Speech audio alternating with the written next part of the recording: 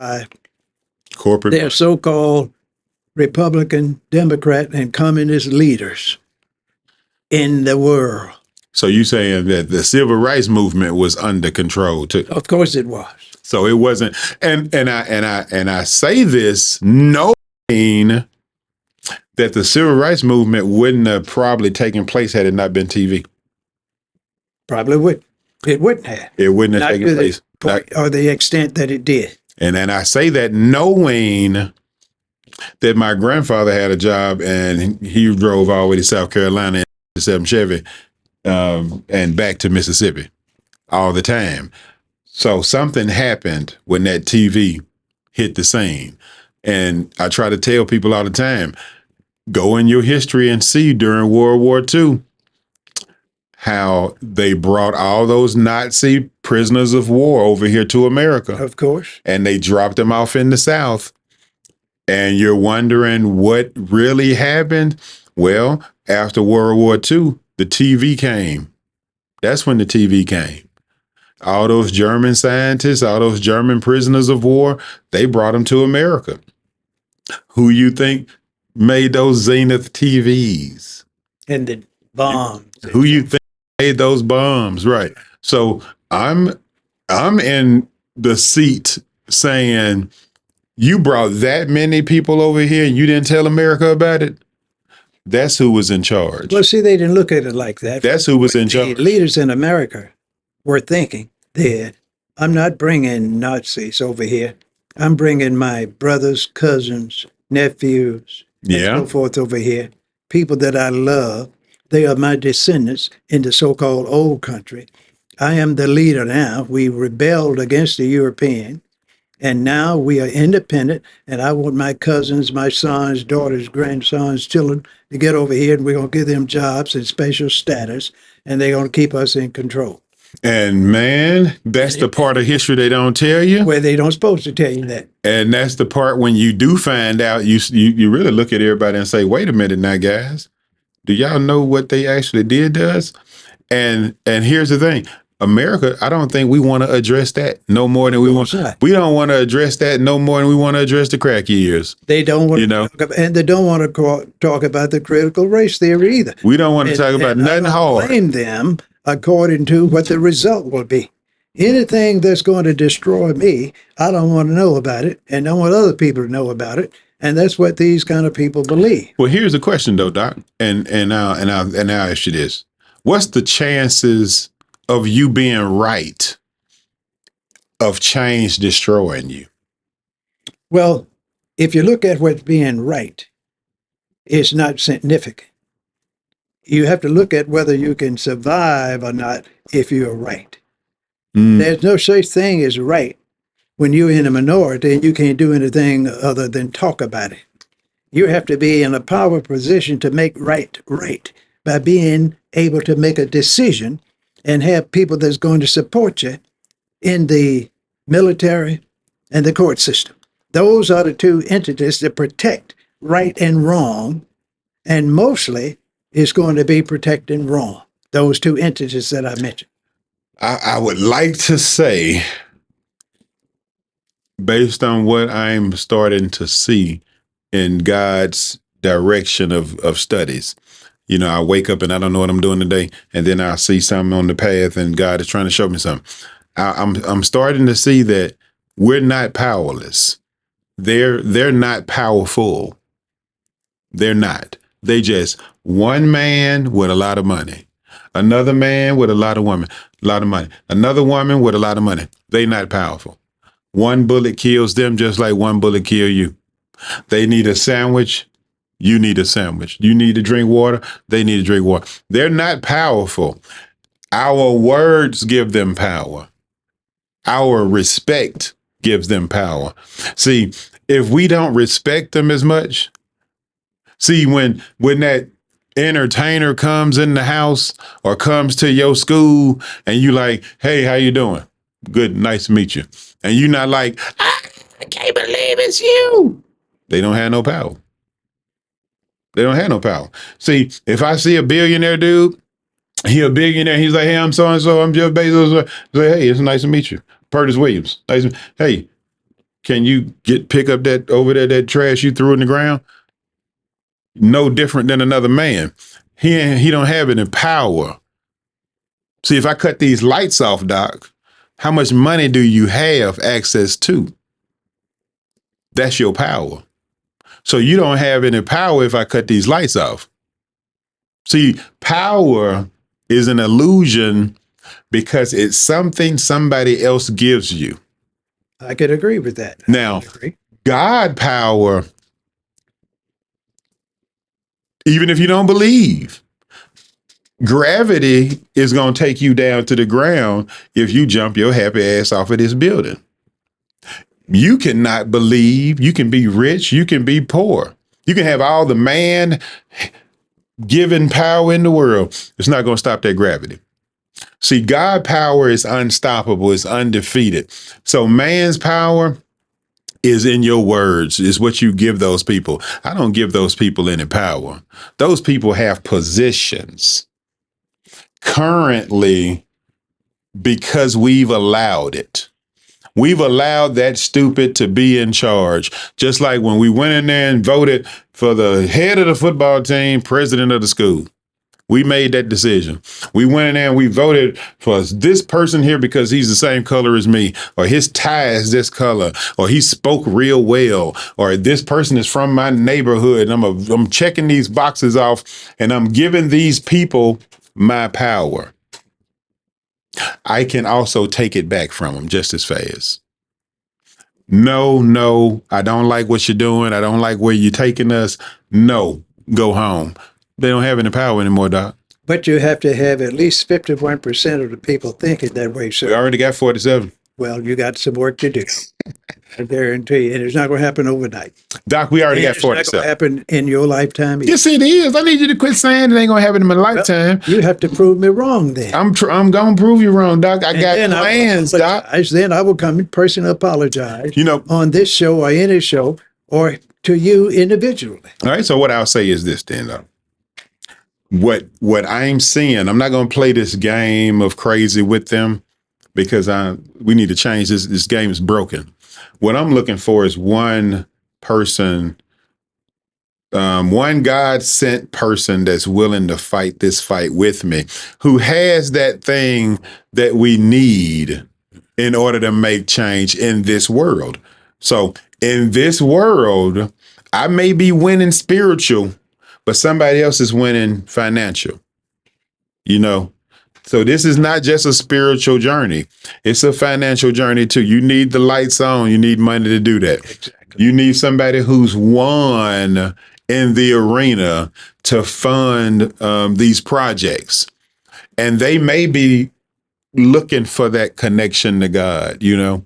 They may be trying to get closer to the creator. Well, you have to secretly find those people. They are out there. They're there. I think they're everywhere. I think it's just like the Democrat thing we're talking about. Yeah, they're there, but you have to find them. They're not going to say nothing because in the group, they think they won. It's like we think we're the only independent because we haven't verbally said it.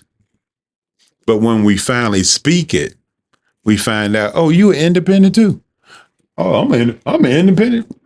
You too? Yeah. I ain't never tell nobody. I try to separate my business from my work stuff. But yeah, I don't vote for the Democrat. See, once you verbally have a brave enough person to stand up, then number 2 stands up, number 3, then we see that 47% of change speak up. See, we have to start it somewhere. See, right now, 25% Republican, 25% Democrat, as loud as they can be. That's what their job is. But they want to supersede their opponent with more noise, because more money, an empty can make a lot of noise. Of course. And us independent 47% over here quiet. Well, you all better start making noise then. That's what I keep trying to tell them, Doc. We're going to go ahead and let you get out of here, Doc. I know you got some more stuff to do, but think about it now. Anything you want to jump on before we run? No, I don't. I just want to tell you it's good to work with you and it's wonderful to have God on your side. But I have found that if you only have God on your side and that's all you have and don't do any hard work with it, you're not going to win anything. Yeah. And the best example that I can give you and others, which you don't want to hear, is the example of black slavery in the world. As long as the slaves prayed and loved their enemies, they stayed in slavery. Nah. The Lord, the God, and anybody else that's supreme over man expect you to pray and fight your enemies. Yeah. Expect you not to love your enemies. And expect you not to try to die and go to a fictitious heaven. You have to make your heaven where you are. You Nah. have to look at yourself as a God man. God made you to determine the decisions that you live by. Mm-hmm. Now, That's the power he gave you, so you can't look up in heaven for an invisible man that you don't even know nothing about to determine your destiny. now again, Doc, I'm halfway with you, and then I'm a little bit against Well, you. you have a right to do that if You that's know, what you choose. And it's not so much I'm against you. I think we've learned different things. So we've experienced different things. So we know different ways of expressing. And now I agree with you. There's no such thing as I'm gonna pray and pray and pray and God is gonna make it happen for me and I don't do anything. Well, it's definitely that way. It's not going to happen. That's not never what I'm gonna say. Now, I will say haste sometimes creates waste. It does. So what I'll do sometimes, well, now all the time, is I'll think about something and then I'll pause and pray about it and meditate before I act. Well, you better do that. You pray first, and then you act. Right. Let me tell you what I've learned in life. Yes, sir. The Lord does not expect you to do but three things: ask, knock, and seek. The third thing you ought to do is knock. Once you start asking and seeking, you need to go and start knocking somebody side the head with the ideas that you have and make things happen and let them know that if you don't do what I'm saying, this is going to happen to you. And first you got to find them. Then you got to, first you seek where they are, find them, and then start knocking. That's what the Lord, the God of the world, expects you to do. Now, I'll say I agree with that. That is, you pray about it, you seek it, and then you knock on it. I don't have a problem with that. I think the time sometimes we try to rush things, and we find disappointment because we're knocking on the wrong door. That's a fact. So I myself personally have become a lot more patient recently because it's been given to me kind of like this. If you're carrying a hell of a weight here, sir, and you're seeking somebody to help you carry it, nobody wants to do that except for somebody strong enough. And it doesn't have to be a strong muscles, you know what I'm saying? It doesn't have to be a strong mental. Their strength, you know, whatever their strength is what you need to carry this. There are going to be some people who help you keep from dropping it, you know. So when you carrying it and it start getting here, somebody's going to come on, hey, let me help you out. And they help you. It's going to happen for sure. But they not trying to carry it with you. So you have to have that patience and know that you keep going down the road and God is going to provide the help you need. But don't forget, what you carrying is pretty big. It's pretty big what you're carrying. So you got to keep going and keep going, because along the way, some of those people who are helping you not drop it are going to be the people who you need to make sure that it goes fast once you find that person. I don't know if I'm saying this right, or if you understand what I'm saying. You're saying sounds sensible. Of course it does. So it's I have to be extremely patient with what I'm doing. So I'm not in a hurry. It's a lot of information that I'm carrying, and I'm seeing changes even in my viewpoints, you know, as it progresses forward. So I didn't have that 47% independent the other day when I was feeling kind of hopeless and thinking that this this is hard, God, and this is a lot of work, and I don't know how we're gonna be able to do anything. And then God was like, hey, it's 47% people are independent. Only 25 are Democrat and 25. I'm like, what? I'm like, what? Wait a minute, what? I didn't know that. And he was like, yeah, so all you got to do really is talk to them, and y'all can change the whole country. Well, you surely got to find them, Doc. Yeah, he says you can change the country. But you can't if you find them and and allow them to admit that they are independent and get them in a position of privacy where they will admit it. Otherwise, they're not going to do it. I'm gonna do you one different. Okay. I'm gonna do what were you saying? It was something you could tell me. I don't know if we were on camera then or before. But it was about you're going to talk about them in such a way to shame them to get them to do right. Some people fall for that. That's okay. Right. So how about if we call the Democrats and Republicans, y'all ain't but 25%. Y'all ain't nobody. Y'all out here trying to beg for your candidate to be elected. That's their job. But again, though, tell them who they are, though. Y'all is the nothings. If we really looking at the somethings are the independents right now, the 47%. Those people who keep running commercials. See, I don't have to run commercials at Bentley, they said, right? Bentley don't run commercials. They said that's not for my clients. You know, my clients Lamborghini don't run commercials. My clients, I'm not advertising to those people. See, they're advertising to the people on the Democrat and Republican side. They're advertising constantly to convince you that they're something good. Well, see, the only difference is, and a lot of you all don't understand this, those people that don't advertise publicly with those major promotable products throughout the world. Yeah. That's very pricey. Advertise every day, but they do it independently to the people that can buy the product. They won't send a public letter to me to spend $400,000 for a car, but they send it to those people that have $400,000 that will spend on a car, and that is private. So we got to figure out. Fly a person to your business or to your home and tell you these are the new cars. We're going to make 2,000 of them, and they're going to cost $550,000 a piece. How many do you want? What do you want me to put on this new car or this new plane? Select clientele. Of course. So all I'm really looking at is not so much trying to do what they're doing. I'm just saying it's different ways of advertising. Of course it is. And the one that the Republicans and Democrats are using is like McDonald's.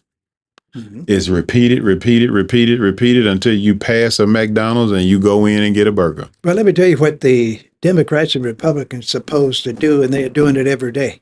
They're supposed to make you believe that they are either 41 or 51% off the problem. That if you vote for me with 3 or 4% difference, I can be the winner.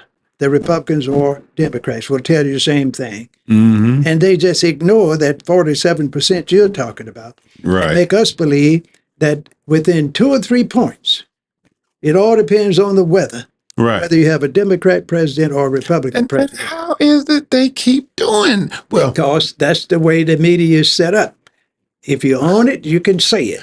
And if you don't own it, you can't say it because you'd have no way to get your information out. And I think they've been really whooping us because if I just found out that 47% of the whole country is represented independent, then none of us 47% knew that. Well, most people are not going to do the research you are doing, nor do they have the time, and most don't have the interest, and most don't even want to know it. Yeah. And that's the other sad part about it. But I think that once we got this hope now, there's some hope here. Hey, maybe when I'm at the store, I don't feel surrounded by Republicans and Democrats anymore. You feel me? So when I'm at the store and everybody's in here looking like me, maybe this ain't a house of Democrats. Maybe it's not a House of Republicans. Maybe I'm an independent and 90% of them are too. Well, you need to have your people throughout the world. It don't take but a few of you to put a little card together and say, I am 47%. I am. The 47 percenters. That's right.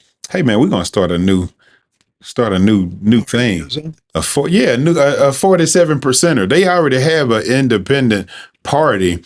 I think that the people who they were polling about it weren't necessarily like members of the party. Of course not. Of course not. Like, I don't even, do the independents even have a party? Well, they do have a party, but it's so small and so insignificant. It's be on a national scale. So they got. So if you would put your people together, that 47%, you all would be such a force.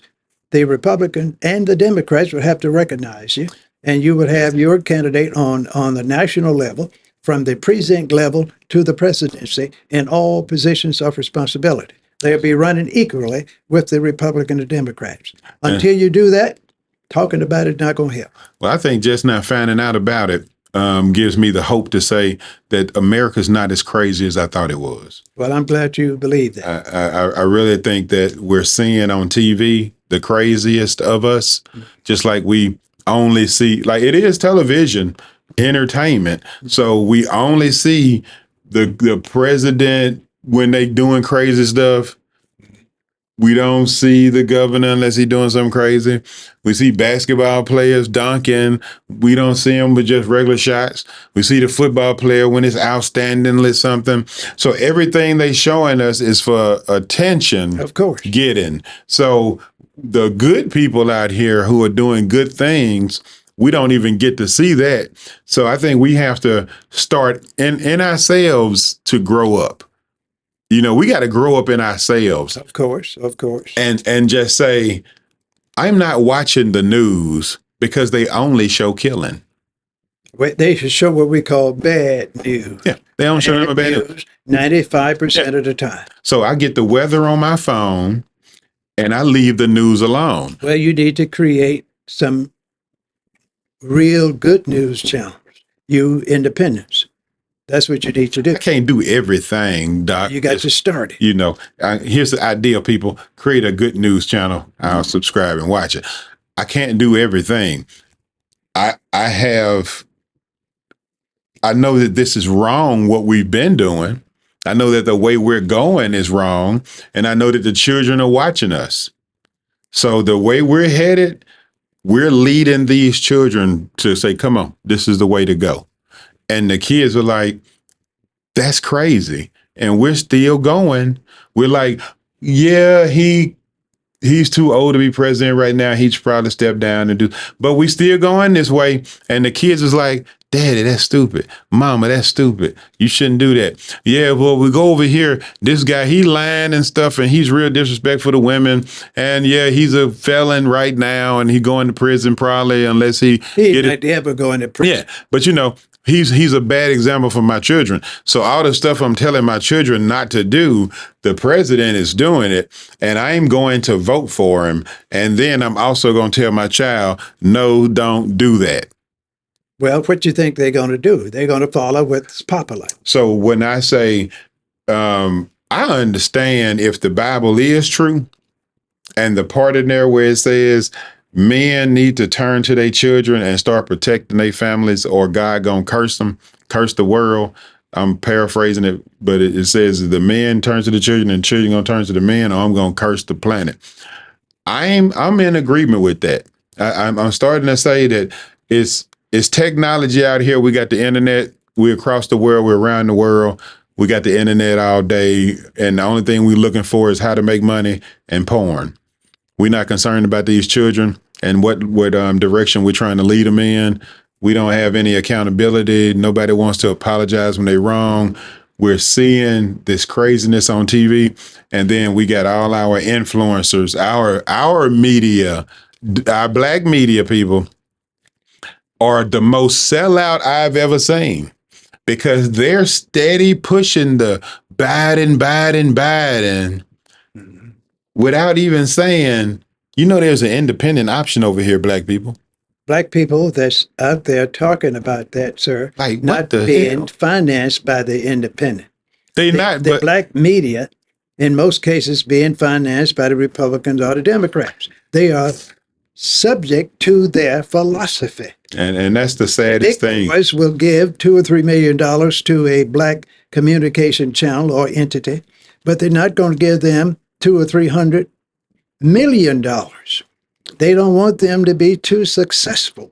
Yeah, they get too And that's successful, what they you're might break out. to do. Keep your enemy on the low tier. You give him just enough to be heard and seen, but not significantly.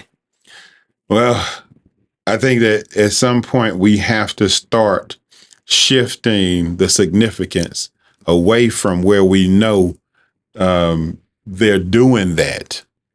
Yes, we know that they're giving the money to this person. We know that. We know that. We know that they're putting the money in the hands of them. Why haven't we decided to go and say, let's fund good? Well, See, that's what you let's send the money to good. combat what I just said. Black people in America and the world can finance anything they want, Yeah. but we finance up to 98% of other folks' goods, services, and products. We don't do anything for ourselves anymore because we want to feel good, we want to look good, and be accepted by the human enemies of mankind. That's a fact. That's something else you're saying, though, that we don't want to do anything for ourselves. We're going to do it for everybody else. That's a fact. It reminds me of segregation, and I think a conversation you were having back in the days, you were like, we were so happy to go to the white restaurant, we quit going to the black restaurant. That's right. See, there's nothing wrong with segregation if you own it. If you own segregation and can depend on yourself for survival, to make your own decisions, to determine the school you attend, what you eat, what you produce, how you get from one location to another. If you own all of those things in a segregated situation, you can have peace and harmony on earth. But if you love others that have what you don't have, and you give yours away, if they say you can come and sit here or ride here or live here, you will never be nothing but a political and economic slave in America or in the world. And that's what we have ran and chased down is we'll have all of the stuff going on in our own community. And when we can go over there, we don't even remember we had a community. We abandoned it. That's right. And go. This is what we want to do, and this is what's killing us. We want to buy their churches, their old houses, and their businesses, instead of starting our own small with our leadership, with our resources, by forming coalitions and compacts with ourselves and getting our positions of responsibility correct and being a leader from birth to death in areas where we're in the majority. Well, that's kind of what we just talked about. All you have to do. That's just what we just talked about is like the coffee company.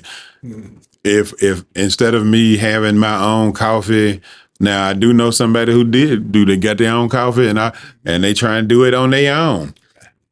We won't go into, but I know that is happening. We're not going to go into it. But we looking at the 300 coffee brands by that one company. Of course.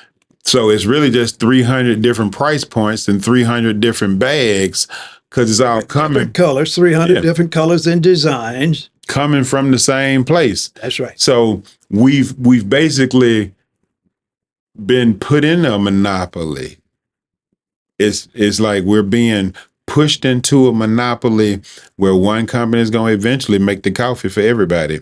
We're just going to have different labels and brands and colors. And one nation going to rule the other nations in the world. That's what everything. That's where I was headed. You're going to have one government eventually. We're going the wrong one, though. Well, of course. But this is the wrong one. I'm telling you what's going to happen. No, I'm saying we need the one, but we need the God one. Right. Well, the God one is not going to be the one. That's gonna be the one, Doc. No, it will not Yes, be the yes, one. it is. It's gonna be. We're gonna burn it down one. Well, that's what God said. He knew that the devils and satanic individuals going to take over the world, and he has already told you when they start taking over the world, they are going to be using firepower, and he says it's going to be fire next time. Yeah. You and I will not be here. And when he did it with water, he didn't have but a handful of them. I don't know, Doc. And it's going to be happening. Yeah, it might be. Yeah. World War III has already started. I call it World War III Part 1 right now. Mm-hmm. And when it becomes World War III Part 1 and 2, that's the fire next time.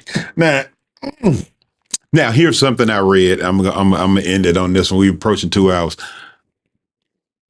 And I don't really talk about the stuff I really know a lot because it's strange to me how didn't I know somebody else had to read this. Of course. It's in the book, but I'm gonna have to go and search it and find it. But it says something about something's gonna happen, and then it's gonna be swift. It's not gonna be a long, drawn out judgment and years of torment and all that. It said God gonna come on you swift. That's what he's supposed to do. Nah. He told you that you're supposed to expect it. Let me tell you what that swiftness is going to be. Now, this is something that people don't want to hear about. What's going to kill us? It's very simple, and I told you just 30 seconds ago it's going to be the fire next. That's fine. And this is what's going to happen. They have bombs now that's so destructive, it'll kill a stone. One day, within the lifetime of younger people, probably not your lifetime, some leader or his person with responsibility going to push that nuclear button, or they might have some energy that's more focused, worse than nuclear weapons, going to accidentally on purpose push that button. And when I see it on my computer screen that has been done somewhere in the world, I'm going to do mine. We're going to do the others, and the world going to end in an instant manner, and very few will be saved. Because where are they going to go? They can't go up in space and be saved. They can't go down in the earth. They can't hide behind or in the mountain to be saved, because they got to have air, food, and oxygen to live. So we are destined for destruction in the future. But the thing is, you don't know exactly when it's coming. And I'm not even worried about it. No, I'm not worried. I'm not worried about it. I know it's going to happen. Not at all. And it's supposed to happen because that's human nature and what humans expect. Bad times ahead. The Bible talks about it. No, I don't. History talks about it. No, I got some Your different. grandmas and granddaddies talk about it. But they talk about the bad stuff, Doc. Well, I talk about both, the bad and the good. Can't we talk about the possibility of the good side? Now, Yeah, we can talk about it. Now, I will say this. I'm not the fake preacher in church telling you how everything is good right now and you need to stay positive right now and you need to do all this and keep these people in your peace. And I ain't that dude, because that's a lie. Of course it's See, the truth is you need to see what's happening, what's going on right now. You need to see the injustice and you need to speak against the injustice. You need to be followers of Jesus for real. And Jesus did not allow people to lie, cheat, and steal in his presence and didn't say nothing. He surely talked about it. So if we're going to be Christ-like, and a lot of people be thinking, you ain't a Christian. I'm not in a religion, but that doesn't mean I can't follow the teachings of a person. That don't mean I can't try and meditate like Buddha and pray like Jesus and a soldier like Muhammad. That don't mean I can't cut heads off like Shakti. That don't mean I'm unable to follow these other examples that came before me just because I don't choose to be in your group. I saw what Jesus did. I read it, and I found out something recently. What was that? Jesus wasn't trying to save everybody. Of course not. He was trying to try to save everybody. You can't save everybody. Either Jesus can't save everybody. And I didn't get it, though. And he knew that. I didn't really get it. I was kind of like, I knew it, but I'm not really getting it. Until God revealed it again. It was like, hey, look, read this. And so I'm reading and it's like, this is why Jesus spoke in parables. It was because he didn't want to help everybody. He was only trying to help a select group of people. At a certain time. He didn't want to tell nobody who he was. He didn't want people to know who he was. Even when he cast the demons out of somebody, he told them, he told the demons, don't tell nobody who I am. So he wasn't this person that the church has you believing he was, walking around healing people and saving people and bringing you flowers and candy. That's not who the dude was. He was very secretive and very hiding, had a hidden agenda about himself. And to find out that the whole world wasn't what he was trying to save, he was trying to save a few, give the information to a few people so that they could spread the message to other people. That's right. But he was just trying to talk to a few people. That made so much sense to me because I'm like, nobody would want that job. You know, you can heal people. You would have a line out the door around the corner because people want whatever you got. They will use up your gift until you don't have a gift left. That's right. But will they change their heart? Of course not. Most won't. So when he said, hey, I'm going to heal you, but don't sin anymore, or it'll come back on you worse. People of today couldn't deal with that. People of today couldn't do that because once the healing happens, they're not going to believe it's God did it anyway. Well, they usually get back to the same thing. And go right back to doing what they've been doing. What they normally do. And that's that part where I'm looking at the world has become such a sick place that the preacher has a Bentley, and that's who we believe has the anointing spirit. The preacher with the Bentley and the big jet and the 100,000 square foot house has the anointing on him. Well, see, the individuals that listen to him gives him the anointing. That's a powerful man or a powerful lady. That's because they are acting as God to the people. And most people that don't have anything want what others have. Yeah. They secretly want to be that big time preacher with the $100 million. And they are told by this preacher that you can get this too if you give it to me so I can bless you. And a poor man or poor woman believes this. So I'm going to give you what I have so I can get what you have. And hell, you're not going to get any of that, but a real hellhole life. And you're going to live in hell on earth and die and go to hell. Well, I say it and been saying it for 50 years. That's the end game. Well, people do not believe that they are actually fighting evil spirits. They don't really believe in evil spirits. For some reason, they believe in God, Jesus, and the Holy Ghost, but not in evil spirits. That is the strangest thing to me, is they believe in Jesus, God, Holy Ghost wholeheartedly. Preach it, yell it, scream it. But if I say your preacher is possessed with Mammon's spirit, preacher ain't got no Mammon's spirit. You don't even know what Mammon's spirit is. That's why you got to teach them what it is. Well, and show through example, this is what's wrong with the preacher. Here are some of the characteristics. But here's the thing, though, and it's something I said: demons don't fight each other.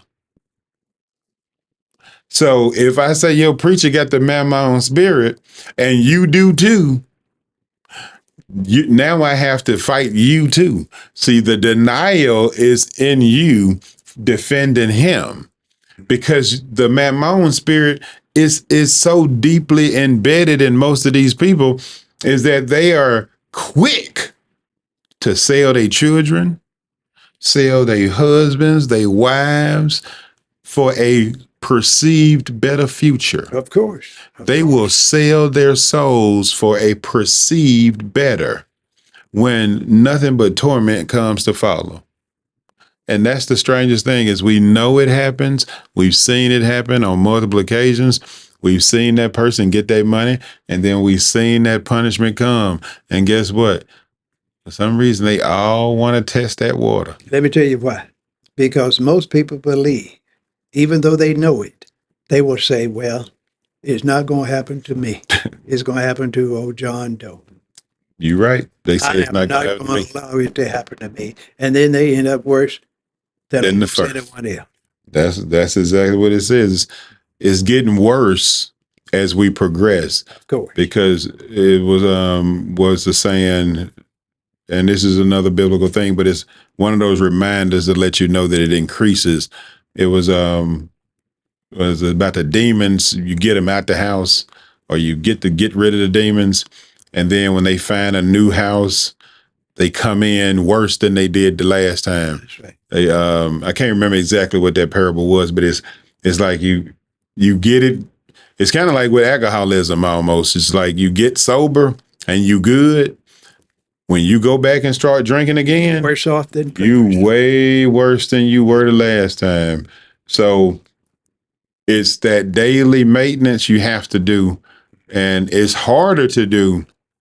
I'm finding the smaller the groups. Like, and I mean, like in Atlanta, there were so many different people, so many different opinions, so many different perspectives, so many different lives, with variety, that it was so easy to find the open mind person, the open heart, it was so easy, it seemed, to find it.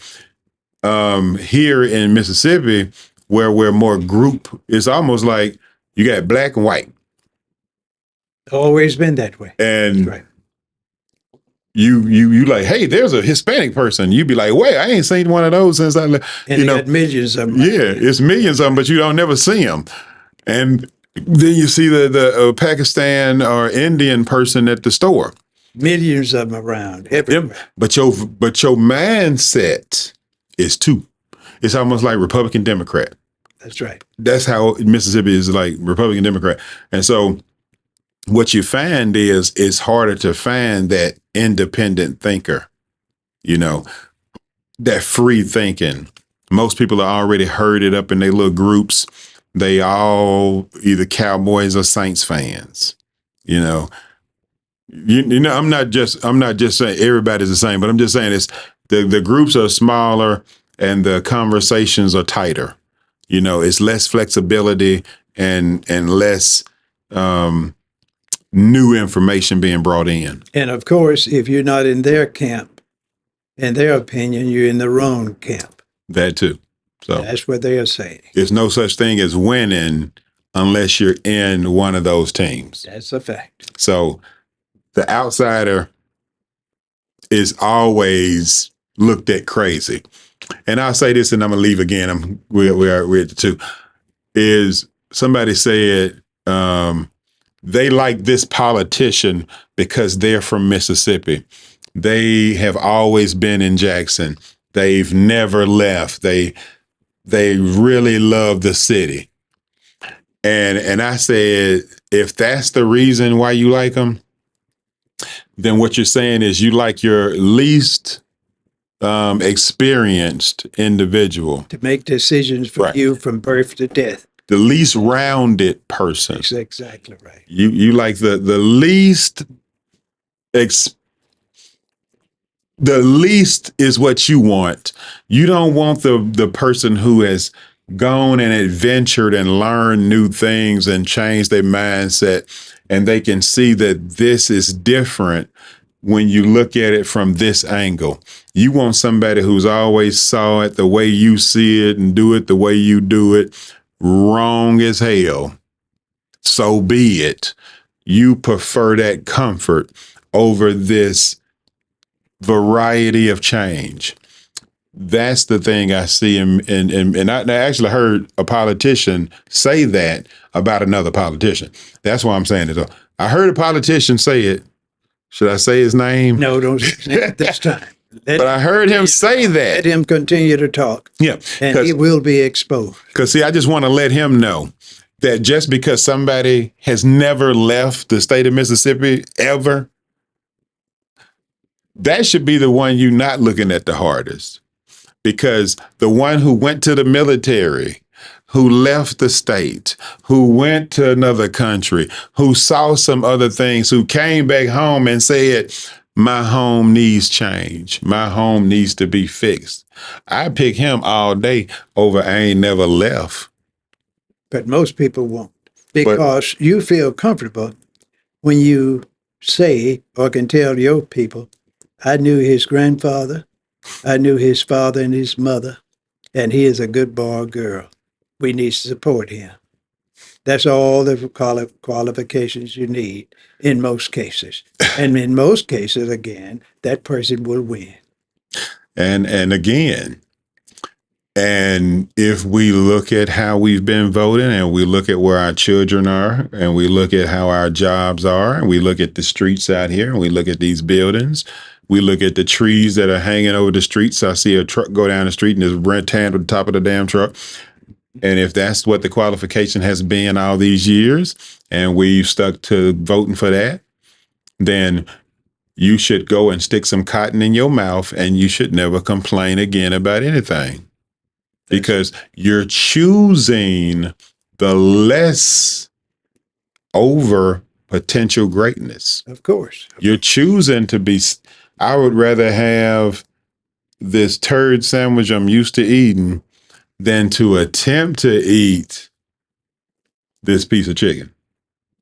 I know this is a turd and it's terrible and it ain't good for me, but it's I'm used to it. That's what you know. That's what you like, and that's what you love. And I know what I'm gonna do. I'm gonna eat this, and then I'm gonna get sleepy, and I'm gonna lay down, and I'm gonna wake up in the morning. And I'm gonna do this again every day until I die.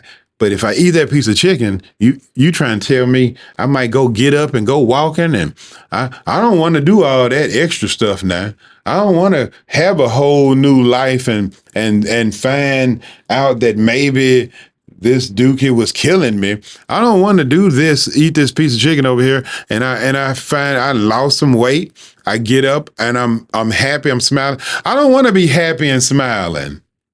And I don't want to be that. I want to be miserable and complaining and repeating the same problems and potholes and streets is tore up and the skids is terrible. I want to stay in this conversation I'm comfortable with. It's happening every day all over the world. Man, I'm watching it. Just what you were saying. I'm watching it happen. Not going to change anytime soon.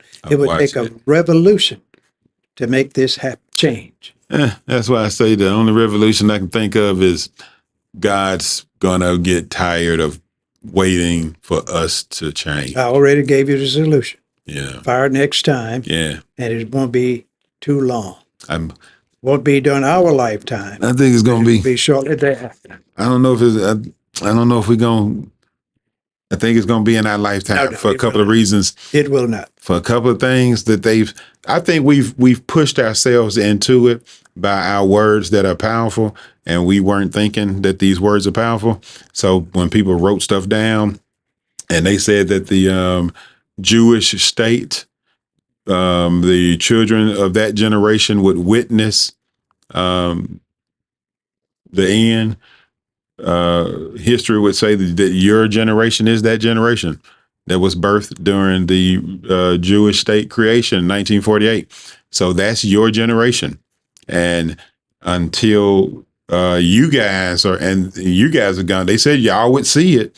So you're getting close to the seeing it part. If we're looking at the average lifespan of individuals, I'm gonna say we floating around seven years up in here, and we might be give or take about 3-4. I'm thinking 2020 started something, and it hasn't stopped yet. We started rolling in a direction, and I don't think we're slowing down. I think we're moving towards something, and I would love to be right, because my moving towards something is change for the better. My moving towards something is we're going to wake up and realize that the 25% Democrats on that damn channel over there and the 25% Republicans on this damn channel, cut them damn channels off and tell them people to shut up. y'all go vote for Democrats and y'all go vote for that, and 47% of us are gonna go vote this way, and we're gonna laugh at you, you morons. That's what I'm going in that direction. I think we're gonna be laughing at the 25% Democrat morons and the 25% Republican morons, because the 47% of change bringing individuals in this country are tired. I think we are tired of this craziness. And I don't think we know how big our group is, which I'm going to spend every waking moment telling them. I think once we know that we got the power, it's uphill then. Well, I want to conclude by saying this is not the first time we had a silent minority. That happened some years ago. Really? They changed the world, especially in America. Right now, with you starting this idea that there is a 47% of independence in the world, especially in America, they can change things. It didn't take the silent minority, but only, I think, about 19 years to take over the government. Okay. To the point where they had the judges, the military, and the lower court system in their hands. Really? That's a fact. So it can be done, what you're talking about. Yeah. But man, you don't expect it overnight. No. It's going to take a lot of work. I'm going to say, Doc, if it took 4 years, that's fast. If it take 10, if we start moving in the direction of, if we just start moving in the direction of, we take those plans we have and just start moving in the direction of change, the smiles start. It's kind of like Atlanta when I went to visit this last time, and it had been 2 years since I had been to this particular area. I almost didn't recognize the area. What had happened to it? They had regentrified. It went from a 4-way red light to a roundabout situation where they got cars going around in circles. It's about 6 red lights up there now. Traffic is moving strangely faster because these lanes don't have to stop. This lane never stops, So they've built this new big old apartment living arrangement thing, and I'm like, where did that, wow, that's very nice. A new car wash is over there now. It's so much construction that has taken place in those 2 years.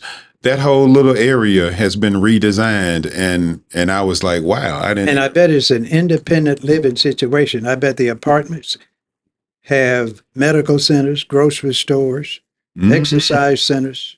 It's very nice. Everything you need, and even jobs. So you can live there without going out of the building, for a lifetime, if you choose. And that's what the planners are going to have to do. Yeah. In the world. Making stuff more convenient. That's right. Especially for our elders right now. And the non-elders. Put them all together and let all the people teach each other. Yeah. The kindergarten should be in that unit. The high school should be there. The daycare. The college should be there. The branch of College X they ought to have 4,000 or 5,000 people in that complex. And the traveling is for vacation, and I think we should start building stronger communities, of course, that are more dependent on the people who are living in that. Well, that is gradually and happening. Trust. That trust level. New people and new ideas, as you just said. You can't stay in one environment all your life and make these kind of things happen. Right. You have to have a world experience. Right. You got to go. For this to happen. You got to go somewhere to see something else in order to come back here and say, let's do something else. I didn't like these plans I have. I've been across this whole country traveling and picked up little pieces along the way. And I saw our interactions. I saw how we treat each other, not on the news, how we treat each other, not on my cell phone, on the video that they keep trying to make me see.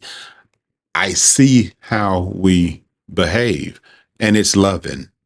It's a good people out there. It's a lot of good people out there. A lot of loving, smiling people out there. And they are willing to help you and reach out their hand and pick you up if you fall down. And we never see them. We never see that majority of the people, but I saw them. I went across this country and I shook their hands and we hugged. We took pictures together and I was welcoming. I didn't see none of the stuff that I see on the news or on my cell phone that they're trying to feed us.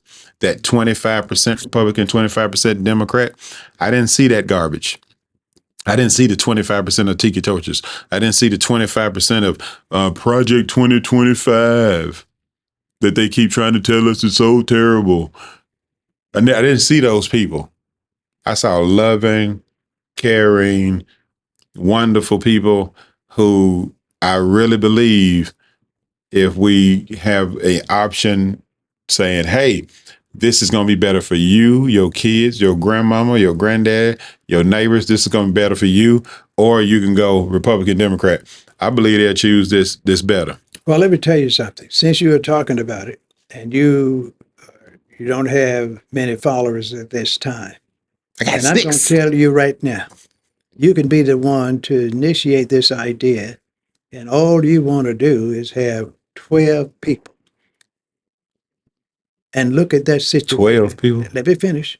Look at that situation, and then you're going to say, Jesus had 12. Yeah, that's what and I'm then you're going to concerned reach about his that. people, and you're going to say 3 of them were totally worthless. So I'm going to have 9, and I'm going to change the world and go on and do what you're going to do. Well, we're going to try that out, Doc. But, That's all you need. Well, That's all. I'm going to say, I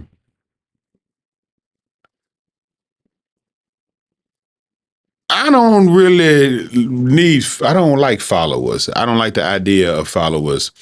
You're going to have them, sir. No, what I like to have is co-spirators. Well, you can call it that, but it's all the same. People who stand beside you and help you along the way so that we can all see what's in front of us. If I'm following you and you fall down, it's a very good chance I'm gonna fall down too. So if I'm your leader and I'm going this way and you following me and I fall down, it's a very good chance you're gonna fall. So I would prefer if we I don't want to be your leader. I want us to say, we're going this way. And I'm walking beside you as I'm talking to you. And hey, you like, hey, stop. It's a hole in front of you. Hey, thank you. And I go around the hole. And then hey, and I tell you, stop. Hey, you about to get bit by a snake. You wouldn't have saw that had I not been beside you. But now you have to look at this fact. If you're the leader, you have to have a co-leader, and you have to train him or her to be able to follow if you fall into the snake pit.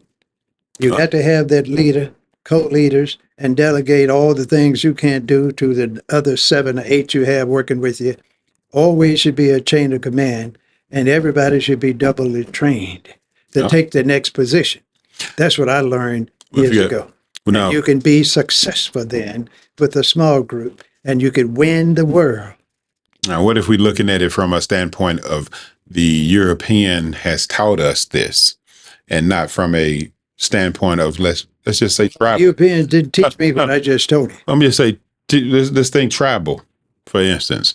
We know the tribal that they taught us in the books in the schools, what a tribe was like. Now, what about a council of elders? Who's the leader in the tribe? So you have a council of elders. You got three to 5 elders in a circle, and they make the decisions for the tribe. Who's the leader? Nobody. So I like that idea, that standpoint of a council of people. So we would have our most, and just an example, our most whitest person, they love white.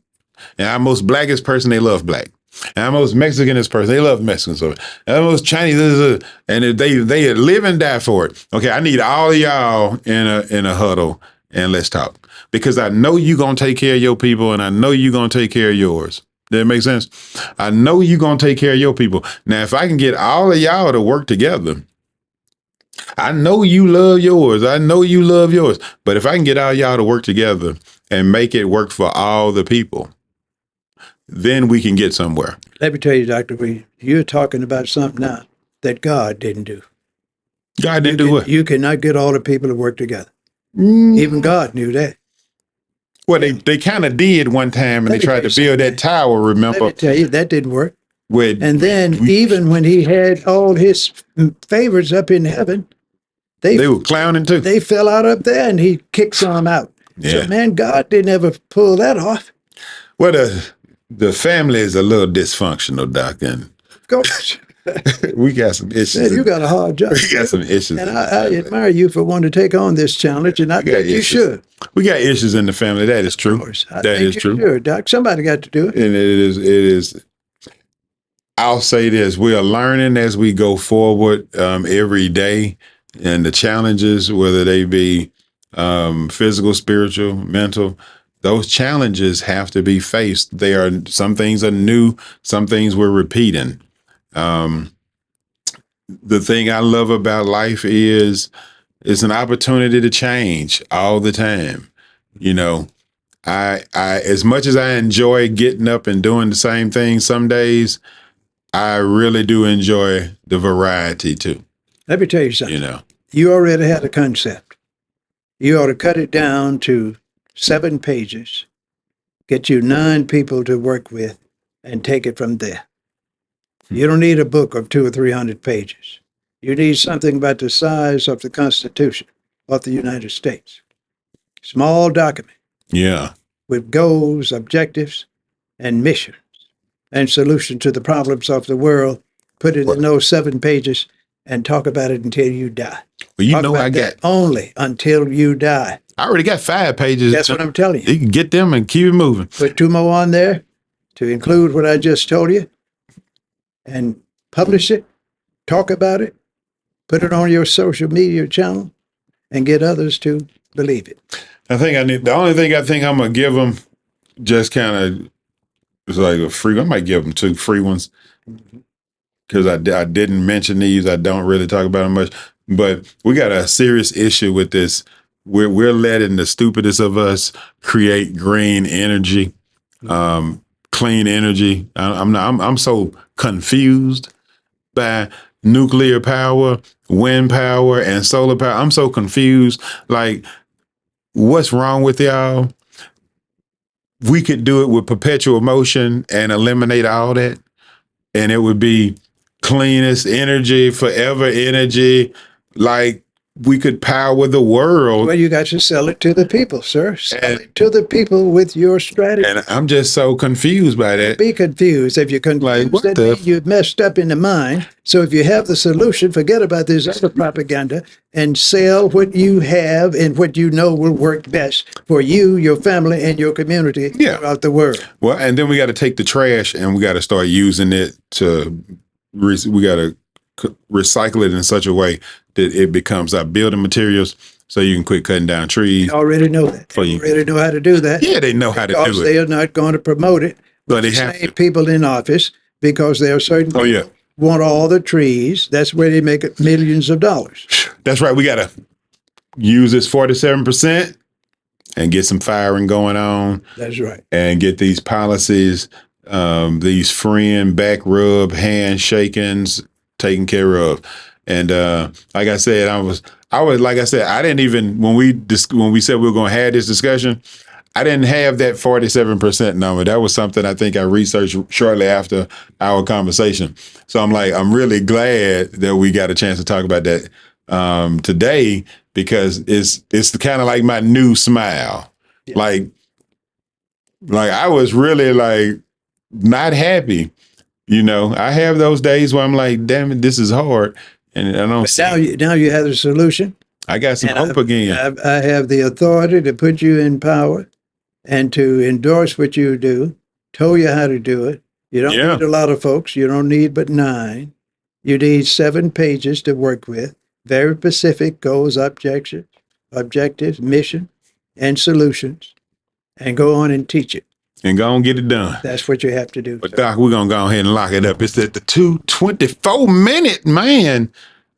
What time is it, sir? It is 7 to 6. 7 to 6. 7 to 6. That's supposed to have been 30 minutes, sir. You did 2 hours and 30 minutes. So we're going to make this a couple of different shows and we're going to see how life goes. But if you are free next Friday, we just add to the top of this one and we'll keep it on moving.